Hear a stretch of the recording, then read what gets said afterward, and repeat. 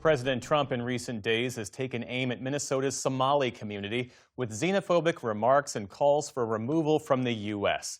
It coincides with a new ICE operation in the Twin Cities that's resulted in at least 5 arrests of Somali immigrants. Special correspondent Fred DeSam Lazaro has this report on the community's response and how we got here, including a sweeping fraud scandal that's gripping the state.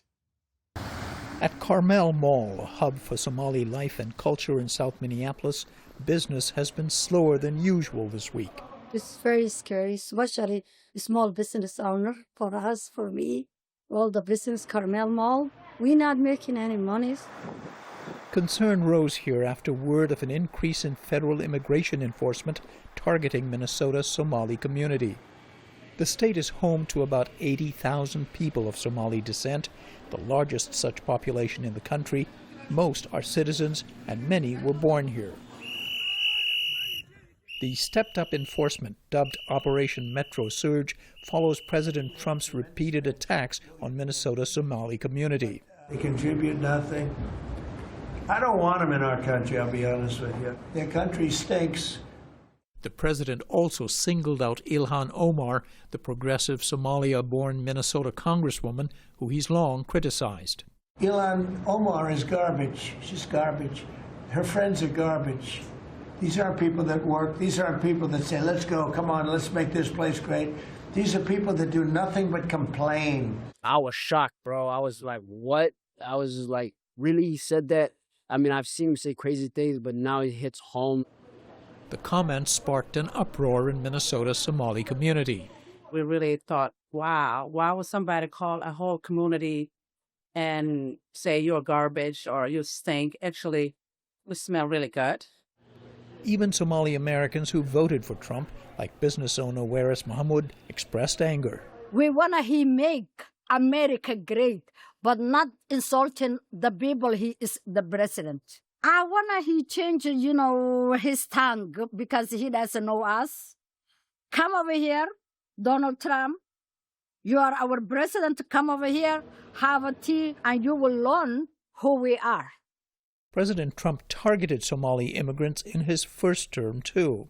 But his rhetoric sharpened dramatically this week amid increased national attention to a series of massive Minnesota fraud scandals in which almost all of the dozens of people charged so far are of Somali descent. In one case, hundreds of millions of dollars were allegedly stolen from a program meant to feed children during the pandemic. Officials called it the largest COVID-era fraud scheme in the country.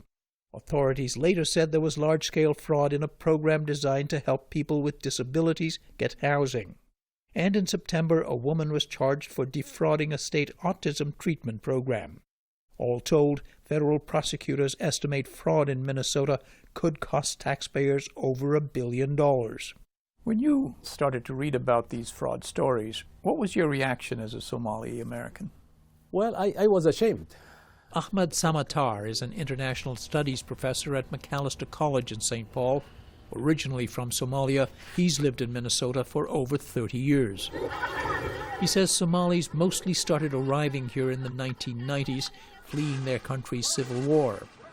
They were drawn to Minnesota's generous safety net, including refugee resettlement nonprofits based here.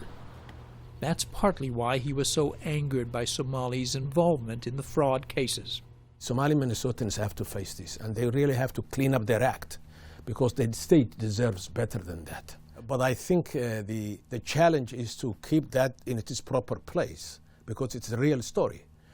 And then next to it, expound on what the Somalis have achieved in the state of Minnesota.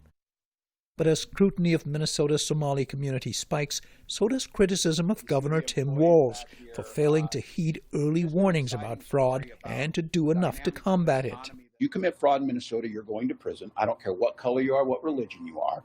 Anybody who wants to help us in that, we welcome that. But setting on the sidelines and throwing out accusations, and let's be very clear, demonizing an entire population and lying to people about the safety and security of this state is beneath that.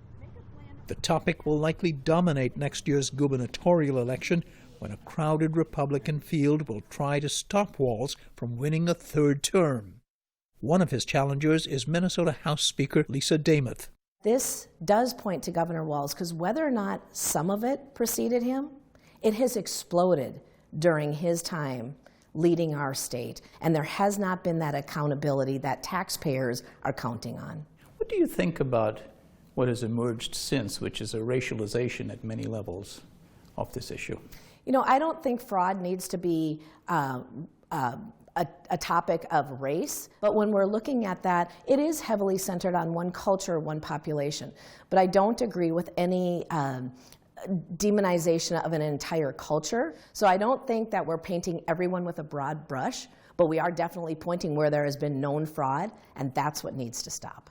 We asked Demuth about President Trump's recent comments about Somalis. What's your message to the Somali community when they hear rhetoric like that? My top message to Governor Walz is end the fraud. To the Somali community. My top message to Governor Walz is end the fraud here in the state of Minnesota. When fraud ends in the state of Minnesota, a whole group of people will not be concerned or wondering if they're going to be under investigation. Governor Walz has not taken fraud seriously enough in the state of Minnesota. You don't take issue with the president's rhetoric? I'm focused on what Minnesota is doing and our lack of leadership here. Back at Carmel Mall, as rumors of ICE sightings and detentions trickle through the community, residents and business owners anxiously await what comes next while remaining defiant. This is our country. If the people says to you, go back to your country, you know, this is your country. We're not scared of what our president said. We don't care whatever he wants or he can say. We're not going to scare with that. He cannot bully us. For the PBS NewsHour, I'm Fred DeSam Lazaro in Minneapolis.